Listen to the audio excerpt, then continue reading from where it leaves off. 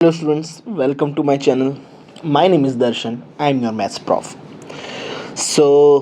Last session we saw the paper 2 non-calculator kind of questions of indices topic. Now in this session we'll see very few questions. I hardly found these questions based on this rounding off topic of the first chapter.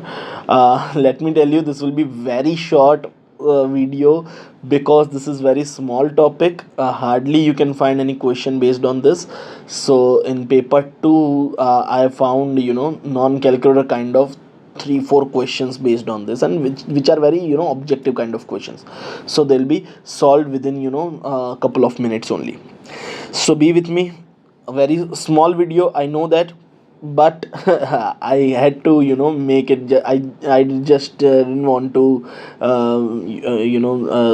disappoint you. I wanted to make video of each and every topic of each and every chapter of this maths extended curriculum. Okay, please do subscribe the channel and like the videos. Give me comment if these videos are helpful to you. It gives me motivation. Okay, fine. So see the first question. The mass m kilograms of the horse is 429 kg. Correct to the nearest kilogram. Complete the statement about the value of m. Now this is basically a bounds question, which will be covered in some other chapter, but roughly I'll give you one idea that if this number 429, if it is correct to the nearest kilogram, means you have rounded off to the nearest integer. That means nearest one. This is the one digit, this is the tens digit, this is the hundred digit. So nearest ones you have rounded off. And if any number is rounded off to nearest one, then if the minimum value of that number must be 428.5, because if it is 428.4, then you don't round it off to 429 na. If it is 428.5 or more than 5 on this first decimal place, then only you add 1 here. You add 1 here and it becomes the 429. So that means the minimum value is 428.5, and the maximum it can go 429.5. Actually it will remain slightly smaller than 429.5 only, because if it is 429.5, then to round it off to the nearest integer, you'll make it you'll add 1 here and it becomes 430. So it can go slightly smaller than 429.5, but minimum will be 428.5. So here I am writing minimum, which is 428.5, and it could be 428.5. So here there is equal to sign also, but it cannot be equal to 429.5, but it should be smaller than 429.5. So any number between 428.5 to 429.5 will be rounded off to 429. Clear? So this is called lower bound and upper bound. Don't worry about it. If you don't know this topic, we'll cover it in other chapter. This is a whole new topic only. Okay, second question. Write this correct to the two significant figures. Now you see significant figures in the case of decimals or in integer. We start from the left hand side, and once the first non-zero digit comes, then only we start calculating, we start counting. So the first significant digit is 4, and then 7, then 8, and so on.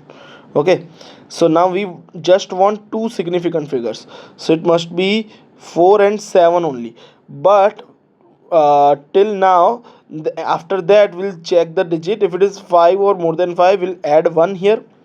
So here it will be 0.048.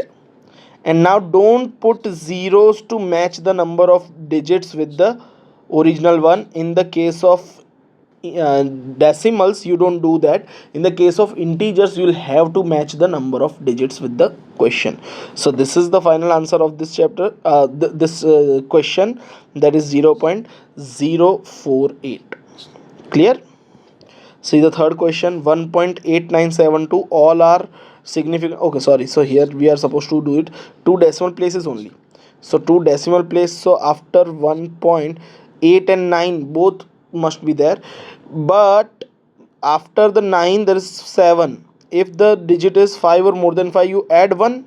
So here 1 will be added to 9, but again 9 will become 10, so it will become 0, and 1 will be added to 8 also, so it will become 90.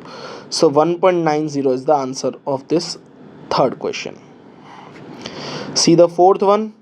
This 10100, you are supposed to round it off to nearest two significant figures.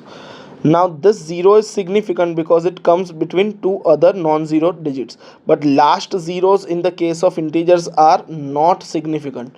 So already the question is in two significant only, and I want to make it the question is in three significant and I want to make it in two significant. So for that, this 1 and 0, these both are only significant now, and this is 1, the third digit is 1. If it is 5 or more than 5, then we add 1 here, but it is not 5 or more than 5, so we'll keep it as it is. But in the case of integers, we match the number of digits with the question. So only 10 is not the correct answer. 10,100 can be round off to 10,000. Clear? See, 1 2 3 4 5 digits, 1 2 3 4 5 in the question also. So in the question and answer, we match the number of digits in the case of integer. So this is the answer. See the fifth question. Write 209802 correct to the nearest thousand. This is the unit digit, then this is tens digit, this is hundred digit, and this is thousand digit. So nearest thousand means you're supposed to round it off till here only. After that there will be zeros, but if there is 5 or more than 5 here, you add 1. So after adding 1, this 9 will become 10. So 209 will become 210, and other three digits will put zeros only, because in integers it's compulsory that you match the number of digits with the question. Now this 4123 correct to the three significant figure. Already it is in four significant figures, and now 1 2 and 3 till this 2 I'm supposed to round it off. So 412 I'll write, and after that it is less than 5, so you don't need to add 5, add one digit there. So just put 0 only, because it's an integer. I'll have to match the number of digits with the question. That's all in this topic. And now from the next video we'll be covering calculator kind of questions of all these topics. So 4 topic questions will be there in the first chapter. First is numbers, classification of numbers. Second is HCF LCM. Third is indices, and fourth is rounding off. I might not find any questions specifically calculator kind of question in the rounding off, but if I'll try to find. If I have the questions, at least 3 to 4 questions, then I'll again make this small kind of session and record it.